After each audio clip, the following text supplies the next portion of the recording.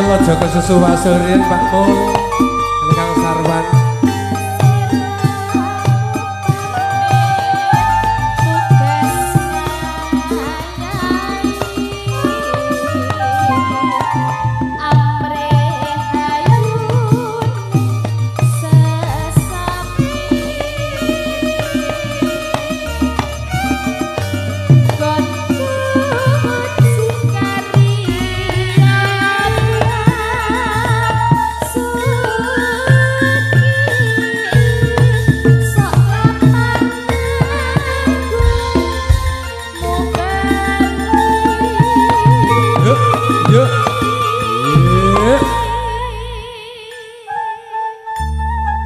suarane iso kena dirasake sadurunge batin lho Angel. Kisah nyata. Kisah nyata.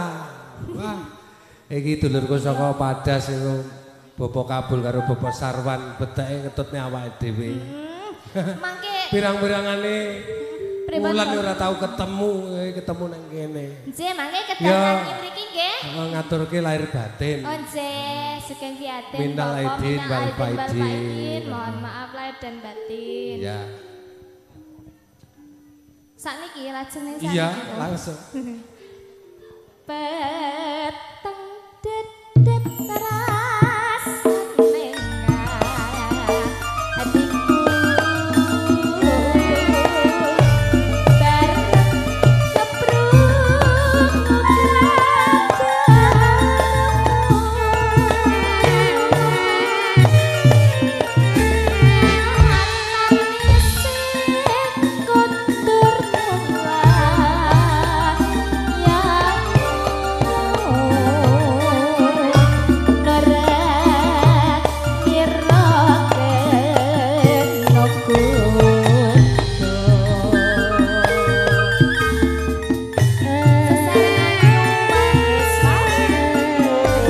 Badi audio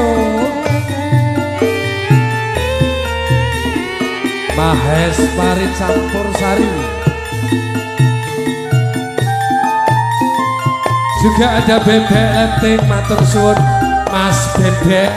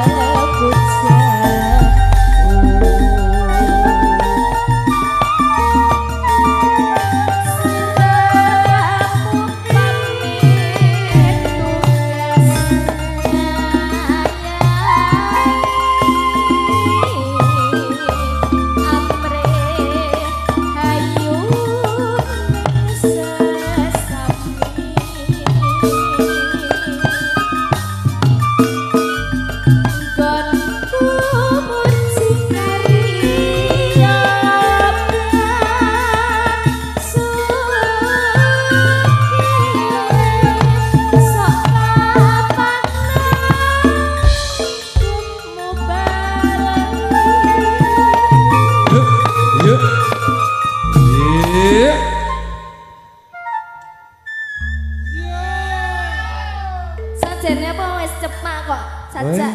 Kompak, segae kompak. Nah iya. Ngene iki sinanggap ra yo demen. Ya demen no, mesti.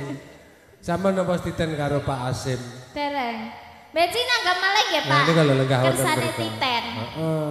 Iya. Beci Mas Bintang disunatne meleh. Mas Bintang disunatne nek. Ya aja to no. Sunat ki wajib pisan. Oh ngoten. Nek sampai sunat pindho mesakne. Napa? Entek. Lah jenengan napa ngertos kok entek? Ya disunati pindho ya entek to, sunati wajib pisan. Yo lanjut. Cih.